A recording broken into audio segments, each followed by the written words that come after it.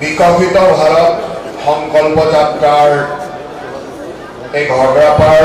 পঞ্চায়তৰ আজিৰ এই অনুষ্ঠানত উপস্থিত থকা জিলা আয়ুক্ত ডাঙৰীয়াকে প্ৰমুখ কৰি বিভিন্ন বিভাগৰ বিষয়া কৰ্মচাৰীসকল যে আমাৰ মাননীয় প্ৰধানমন্ত্ৰী নৰেন্দ্ৰ মোদী ডাঙৰীয়াৰ নেতৃত্বত যোৱা প্ৰায় 9টা বছৰে যি ধৰণৰ বিকাশ হ'ল এই বিকাশসমূহৰ বিষয়ে বিশ্লেষণ আৰু ভৱিষ্যতৰ দিনত আমাৰ প্ৰয়োজনীয়তাৰ কাৰণে আপোনালোকৰ মাজলৈ এই বিকাশৰ এক ৰথ বা বিকাশৰ এখন গাড়ী আপোনালোকৰ মাজলৈ আহিছে। আমাৰ মাননীয় প্ৰধানমন্ত্ৰী ডাঙৰীয়াই স্বাধীনতাৰ ৭২ বছৰ উদযাপন কৰা সময়ত কৈছিলে যে ভাৰতবৰ্ষই আগন্তুক ২৫টা বছৰৰ কাৰণে অমৃতকালত প্ৰৱেশ কৰিলে। ২০৪৭ চনত ভাৰতবৰ্ষই স্বাধীনতাৰ ১০০ বছৰ উদযাপন কৰিব আৰু এই যে অমৃতকাল, এই অমৃতকালতে ভাৰতবৰ্ষই বিশ্বগুৰু হ'ব লাগিব, বিশ্বৰ সৰ্বশ্ৰেষ্ঠ ৰাজ্য হ'ব লাগিব। মোদী ডাঙৰীয়াই ২০১৪ চনত যেতিয়া প্ৰধানমন্ত্ৰী হিচাপে দায়িত্ব লৈছিল, তেখেতে সংকল্প লৈছিল যে এটা এটাকৈ ভাৰতবৰ্ষত বিভিন্ন সমস্যাসমূহ সম্পূৰ্ণৰূপে নিৰ্মূল কৰাৰ। কাৰণ ইয়াৰ আগৰ যিবিলাক চৰকাৰ আছিল, আপোনালোকে যদি চাই সেই চৰকাৰৰ দিনত হোৱা সকলো আঁচনি আছিল এটা সীমা ধৰি থোৱা আছিল যে আমি ইন্দিৰা আৱাস যোজনা দিন বছৰত ১ লাখ, আমি ইমান ৫০,০০০ মানুহক বিদ্যুৎ যোগান দিম, অমুকক ইমানটা সংখ্যাৰ কথা আছিলে। কিন্তু মোদী ডাঙৰীয়াই নেতৃত্ব লোৱাৰ পিছত তেখেতে কৈছিল যে ভাৰতবৰ্ষৰ প্ৰতিজন দুখীয়া মানুহক, কেঁচা ঘৰত থকা মানুহক আমি পকা ঘৰত থকাৰ সুবিধা দিম। প্ৰধানমন্ত্ৰী আৱাস যোজনাৰে এই লক্ষ্য লোৱা হ'ল যে ভাৰতবৰ্ষত থকা প্ৰতিজন কেঁচা ঘৰত থকা মানুহে যাতে পকা ঘৰত থাকিবলৈ সক্ষম হয়। এতিয়ালৈকে অসমত এই কেইটা বছৰত, মাত্ৰ 2টা বছৰত আমি প্ৰায় 16 লাখ মানুহক প্ৰধানমন্ত্ৰী আৱাস যোজনাৰ দ্বাৰা সামৰি লৈছো। আজি আপোনালোকৰ মাজত এই বিকাশৰ ৰথখন বা বিকাশৰ এই ভেনখন আপোনালোকৰ মাজলৈ আহিছে আৰু ইয়াত আমাৰ বিভাগসমূহ বহিছে যে এই 16 লাখ ঘৰ দিয়াৰ পিছতো কোনোবা মানুহে ঘৰ পাবলৈ থাকি গ'ল নেকি? ইয়াৰ তথ্য ল'বৰ কাৰণে আপোনালোকৰ মাজলৈ আহিছে। আপোনালোকে জানে যে এইবাৰ বিধায়ক হোৱাৰ পিছত আমি জনতাৰ সদন নামেৰে আপোনালোকৰ মাজত এনেকুৱা কাৰ্যসূচী আমি কৰিছিলোঁ। প্ৰতিখন পঞ্চায়তত আমি ৰাইজৰ লগত এই ধৰণে আলোচনা কৰিছিলোঁ আৰু সেই তথ্যবিলাকক লৈ এইবাৰ আমি অৰুণোদয়, আমাৰ ৰেচন কাৰ্ড ইত্যাদিত সেইসকল মানুহৰ নাম সোমাবলৈ সক্ষম হৈছোঁ। আজি আপোনালোকৰ মাজত প্ৰধানমন্ত্ৰী ডাঙৰীয়াই নিজে প্ৰত্যেকখন পঞ্চায়তলৈকে এনেকুৱা একোখন ভেন পঠাই দিছে, য'ত সকলো বিভাগ, প্ৰায় 17খন আঁচনিৰ 10টা বিভাগৰ লোক ইয়াত আপোনালোকৰ সন্মুখত প্ৰায় 4-5 ঘণ্টাৰ কাৰণে একেলগে থাকিব। আপোনালোক ইয়ালৈ আহিছে আৰু আপোনালোকে এই কথাসমূহ জানি আপোনালোকৰ যি অসুবিধা আছে যে আমি কোনোবাই PMY ঘৰ পোৱা নাই, কোনোবাই উজালা গেছৰ কানেকশ্যন পোৱা নাই, কোনোবাই জনধন একাউণ্ট বনাব পৰা নাই, কোনোবাই প্ৰধানমন্ত্ৰীৰ কৃষক সন্মান নিধি পোৱা নাই, বা কাৰোবাৰ হেল্থ চেকআপ কৰিবলগীয়া আছে, কাৰোবাৰ আয়ুষ্মান ভাৰতৰ কাৰ্ডখন পাবলগীয়া আছে, কাৰোবাৰ টিভিৰ চেকআপ কৰিব লগা আছে, নিজৰ ব্যক্তিগত শাৰীৰিক চেকআপ কৰিব লগা আছে। সকলো ইয়াতে আজি একেলগে আমাৰ বিভাগসমূহ আহি ইয়াত উপস্থিত হৈছে আৰু আপোনালোকক ইয়ালৈ নিমন্ত্ৰণ কৰা হৈছে। বিকশিত ভাৰতৰ এই সংকল্প যাত্ৰাত আমি সকলোৱে সংকল্প লৈছো যাতে ভাৰতবৰ্ষক 2047 চনৰ ভিতৰত বিশ্বৰ সৰ্বশ্ৰেষ্ঠ ৰাজ্য কৰিব পাৰো। আজি আমি সৰ্বশ্ৰেষ্ঠ ৰাজ্য তেতিয়াই কৰিব পাৰিম যেতিয়া ভাৰতবৰ্ষৰ পৰা দৰিদ্ৰতা নোহোৱা হ'ব।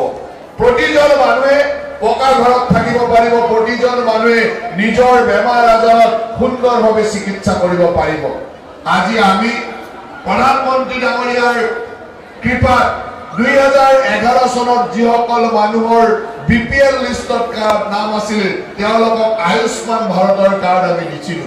কিন্তু মুখ্যমন্ত্ৰী ডক্টৰ হিমন্ত বিশ্ব শৰ্মা ডাঙৰীয়াই এটা নতুন সিদ্ধান্ত ললে যে অসমত থকা প্ৰতিগৰাকী ৰেচন কাৰ্ড থকা মানুহ যাৰ NFSA কাৰ্ড আছে প্ৰত্যেকজন ৰেচন কাৰ্ড থকা মানুহ কাৰণে মেৰী জুৱানী মেৰী কাহানী নামেৰে যে মোৰ মুখেৰে মোৰ জীৱনৰ কাহিনী আজি আপোনালোকৰ সন্মুখত ক'বলৈ কেইবাজনো ব্যক্তি আপোনালোকৰ মাজলৈ আহিছে তেওঁলোকে নিজেই কৈছে যে কোনে চিকিৎসা সাহায্য পাইছে কাৰ ঘৰত পানীৰ সংযোগ হৈছে কাৰ ঘৰত টিবিৰ বেমাৰৰ চিকিৎসা হৈছে কাৰ ঘৰত পোষণ অভিযানৰ দ্বাৰা ল'ৰা ছোৱালীক শক্তিমন্ত কৰা হৈছে এই সকলো কথা তেওঁলোকে তেওঁলোকৰ মনৰ কথা ৰাইজৰ আগত প্ৰকাশ কৰিছে আৰু আপোনালোকেও এই সুবিধাসমূহ যদি পোৱা নাই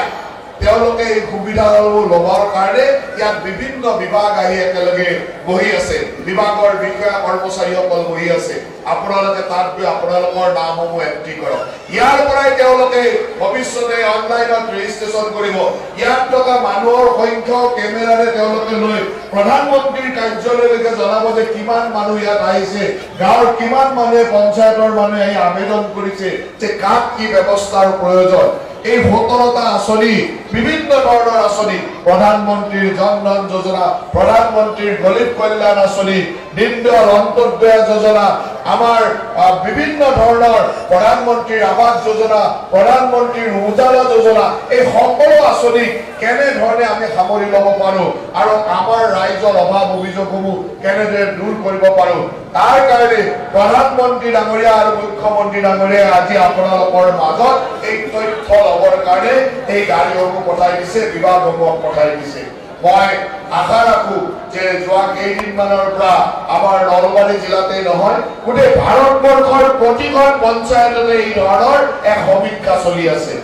যোৱাকালিও আমাৰ নলবাৰী পৌৰসভাত ইয়াৰ কাৰ্যসূচী চলিছিল তাৰ আগত যোৱাকালি দেহাৰকুছি পঞ্চায়তত চলিছে আজি খগৰাপাৰত পিছবেলা বৰাজলত চলিব এই ধৰণে প্ৰতিটো দিনে দুখন পঞ্চায়তত আমি এই ধৰণে ৰাইজক সাক্ষাৎ কৰি তেওঁলোকৰ অভাৱ অভিযোগসমূহ জনাৰ চেষ্টা কৰিছো আৰু এই অভাৱ অভিযোগৰ মাজৰ পৰা আমি সিদ্ধান্ত ল'ব লাগিব যে আমাৰ দেশখন যোৱা দিনসমূহত কৰা আঁচনিসমূহৰ জৰিয়তে বা সুবিধাসমূহৰ জৰিয়তে কিমান আগবাঢ়ি গৈছে আৰু কিমান প্ৰয়োজনীয়তা আছে আজি আপোনালোকে অত্যন্ত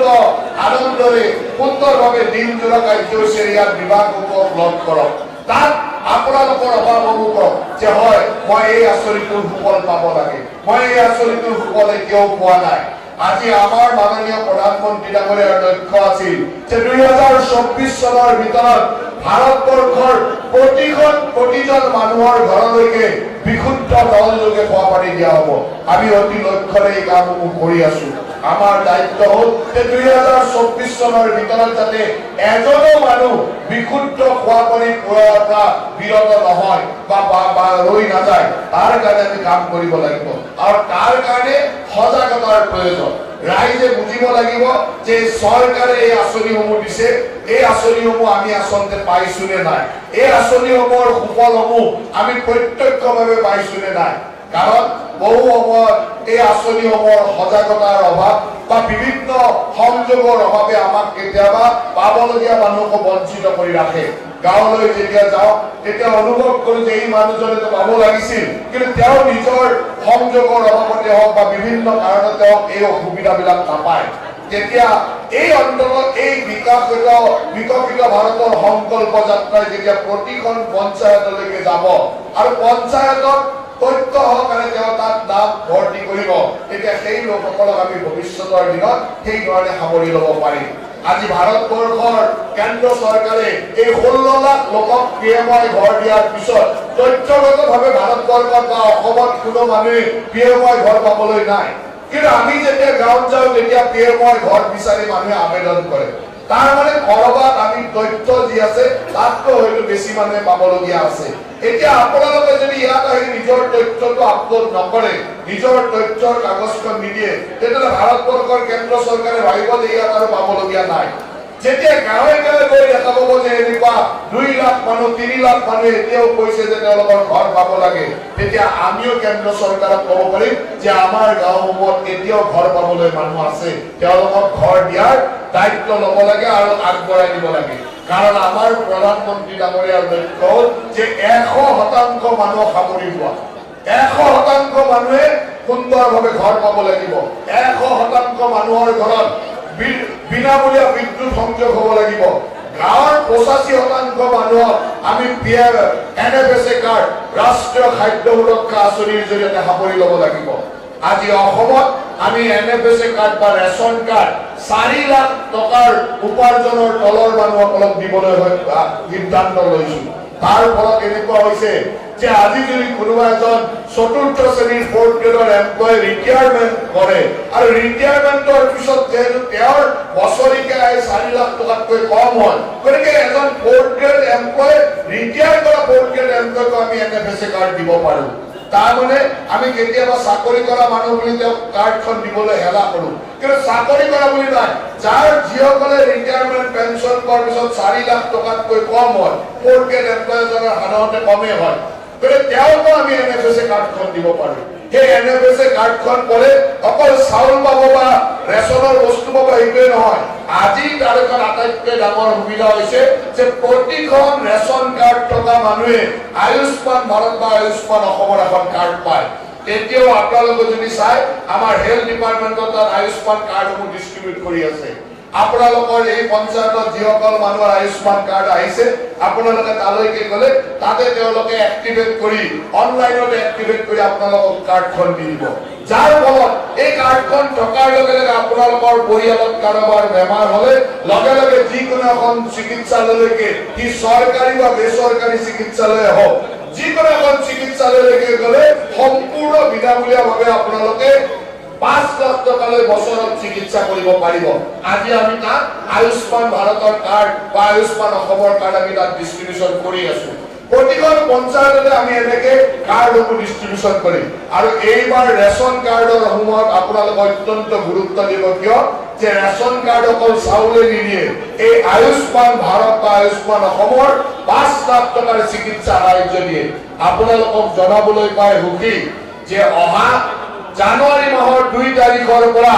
8 তাৰিখলৈকে আমি প্ৰায় 40 লাখ মানুহক আৰু নতুনকৈ ৰেচন কাৰ্ড দিম। ইয়াতে থকা যিসকল মানুহে ৰেচন কাৰ্ড পোৱা নাই, হয়তো আপোনালোকে অহা জানুৱাৰী মাহৰ 2 তাৰিখৰ পৰা 8 তাৰিখৰ ভিতৰত 40 লাখ মানুহে ৰেচন কাৰ্ড পাব, আৰু এই 40 লাখ মানুহে 5 লাখ টকা বিনামূলীয়া সাহায্য পাবলৈ সক্ষম হ'ব। তাৰ পিছতো যদি কোনোবা ৰৈ যায়, আজি নলবাৰী সমষ্টিত আমি প্ৰায় 7-8 হাজাৰ পৰিয়ালক এই ধৰণে নতুনকৈ ৰেচন কাৰ্ডৰ দ্বাৰা সংযোগ কৰিব পাৰিম। তাৰ পিছতো যদি কোনোবা ৰৈ যায়, আমাৰ লক্ষ্য হ'ল যে গাঁওখনত 85% মানুহ, এখন গাঁৱত 85% মানুহক যদি ৰেচন কাৰ্ড দিয়া হয়, মোটামুটিকৈ দুখীয়া মানুহ সকলোকে সামৰি ল'ব পাৰি। গতিকে আমাৰ লক্ষ্য হ'ল যে প্ৰতিজন দুখীয়া মানুহে এই ধৰণৰ সা সুবিধাসমূহ পাব লাগিব। আজি আপোনালোকে এই ঘগ্ৰাপাৰ পঞ্চায়তলৈকে আহিছে, প্ৰতিটো বিভাগৰ লগত আপোনালোকে আলোচনা কৰক, নিজৰ নামসমূহ ভৰ্তি কৰি থৈ যাওক। যি আঁচনিৰ কথাই কৈছে, ইয়াত কোনোবাই আমি গাঁৱলৈকে গ'লে আমাৰ ওচৰত কয় যে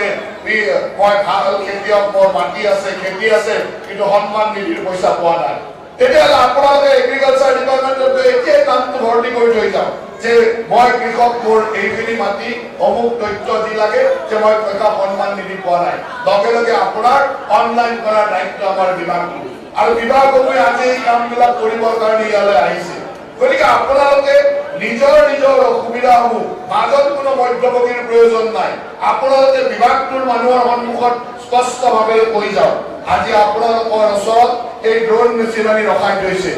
আপোনালোকক দেখাবৰ কাৰণে আনিছে যে আজি খেতিত এই ড্ৰোন মেচিনৰ দ্বাৰা আমি কেনেকে সাৰ দিব পাৰো, কেনেকে কীটনাশক দিব পাৰো, কেনেকে আমি খাদ্য হাৰত আমাৰ উৎপাদন বৃদ্ধি কৰিব পাৰো, সেই ধৰণৰ প্ৰশিক্ষণ আজি দিবৰ কাৰণে এই বিকশিত সংকল্প যাত্ৰাত আজি আমাৰ বিভাগসমূহ আহিছে। মই আশা ৰাখো যে আপোনালোকে ইয়াৰ আচল গুৰুত্বটো উপলব্ধি কৰিব, যে ইয়াত মিটিং এখনত আহিলো, মন্ত্ৰী আহিলে, ভাষণ শুনিব আহিলো, এই কাৰণত আপোনালোক আহিব নালাগে। আপোনালোকে ইয়ালৈ আহিছে আপোনালোকৰ অভাৱ, আপোনালোকৰ অসুবিধাসমূহ বিভাগসমূহত ক'বৰ কাৰণে। প্ৰতিটো বিভাগ আপোনালোকৰ পদূলিমুখত আহি থিয় হৈছে আপোনাৰ ঘৰত আহি আপোনাৰ পঞ্চায়তখনত আহি বিভাগসমূহ থিয় হৈছে বিভাগৰ বিষয়াসমূহ থিয় হৈছে তেওঁলোকৰ লগত আপোনালোকে আলোচনা কৰক আৰু এই যে মই কথাবিলাক কৈছো এয়া যে সত্য কাহিনী কাৰণ প্ৰত্যেকজন মানুহে পাই থকাটো যে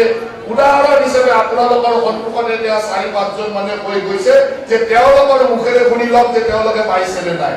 তেওঁলোকে কোৱা কাৰণে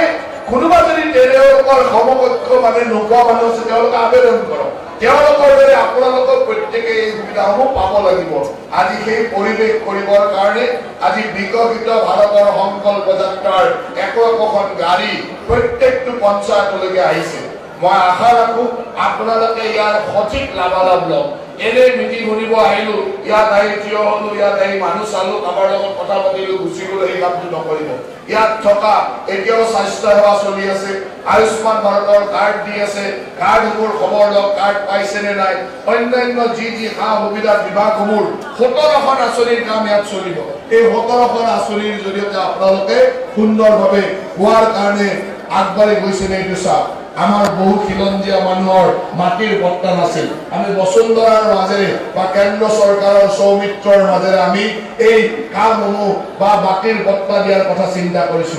এতিয়াও এই বসুন্ধৰাটো যিসকলে মাটিৰ পট্টা পাব আমি খুব কম দিনৰ ভিতৰত এই মাটিৰ পট্টাও আমি জানুৱাৰী মাহত দিয়াৰ পৰিকল্পনা কৰিছো যাতে আমাৰ খিলঞ্জীয়া মানুহে নিজৰ মাটিৰ অধিকাৰসমূহ পায় প্ৰতিটো ক্ষেত্ৰতে আজি মাটিৰ অধিকাৰৰ পৰা খাদ্য